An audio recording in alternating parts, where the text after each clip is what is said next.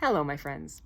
If you are rewiring your brain and you have a common question in your mind of, is this enough? Is my practice enough?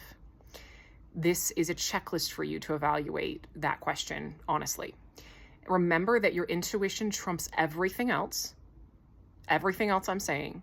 That one of these points is, do you intuitively feel and know that you're giving this the best you've got? If the answer is yes, you're doing enough. Let that be the umbrella or container for this whole video. So a couple of other practical points. Are you implementing all the information you have, and have you found all the information or perspectives and feedback that you feel you need? Some examples could be you've taken a program and you're actually going over, making it part of your practice to go over that information a little bit each day and keep integrating it into your practice. Something about our brains that is really interesting is that our brain patterns are, in a sense, how we pick up information and apply it to ourselves. So a lot of times you can take a brain rewiring program, but your brain is still applying it in a way that is obsessive and fear-based and trying in fix-it mode and trying to solve the problem mode. And a lot of times using things in that way can be, it can exacerbates the situation. So it might be like taking that into account, actually integrating the information and saying, okay, am I actually moving into relaxation when I elevate my mood or do a visualization? Or am I seeing these things as tools to try to get rid of my symptoms or fix the problem? Right, those are going to have opposite effects on the brain. So actually integrate the knowledge you have. I encourage you, if you have the financial resources, to get more workshops or try a couple different coaches if you feel drawn to that. If you feel that you need that, and get different, see what resonates with you, see the things that give you aha moments and relief. If a piece of information triggers you, it's probably not for you. If it gives you an aha moment, clarity, relief, that was for you. That's going to help your practice. So make sure that you've got as broad of a example of different information and perspectives as you desire, and that you're implementing it. That's part of, making sure you're doing it right.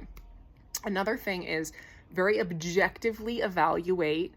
So again, how the impact your practice is currently having, where things are at in terms of chemistry and brain pathways. So what I mean by this is, a lot of times I see folks who have circumstances that are stressful or whatever's going on, or they're still in the beginning of the process and they're still telling me, I'm still in a loop a lot of the day. I'm still in stress chemistry most of the time.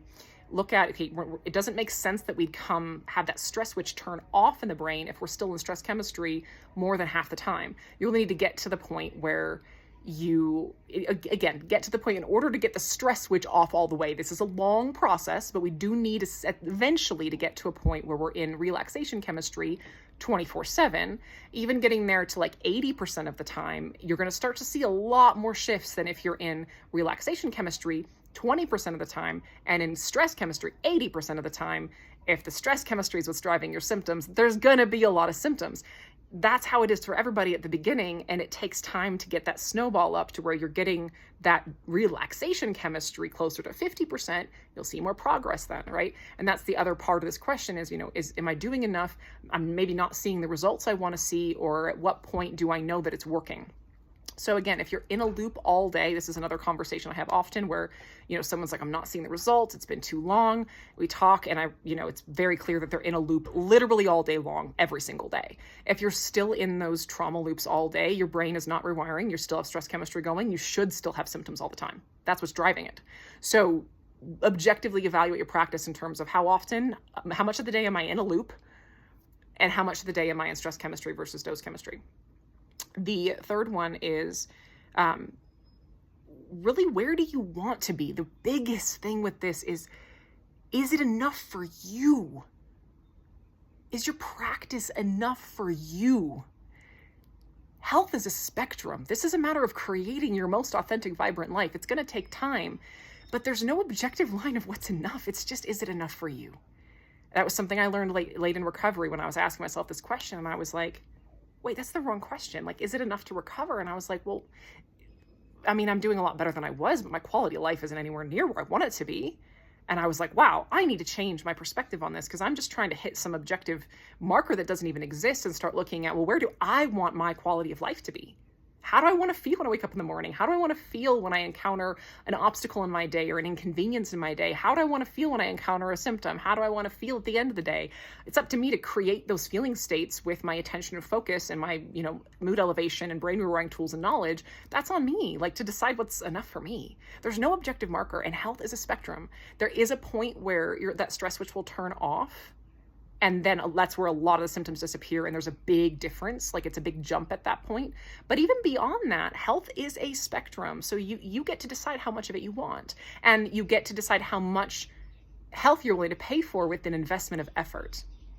So if you're asking, is it enough? Instead of asking, is it enough to recover, ask, is it enough for me? Do I feel like I'm doing myself justice? Do I feel like I'm doing my best? Am I putting everything I have into my mood elevation? Am I really attuning to, like, what brings me joy and what brings me calm, and how can I love myself, and how can I, recognize that my brain is it's just a brain. Like, it's like a garden. You can take any pattern out that you want and put any pattern in that you want. It's totally up to you.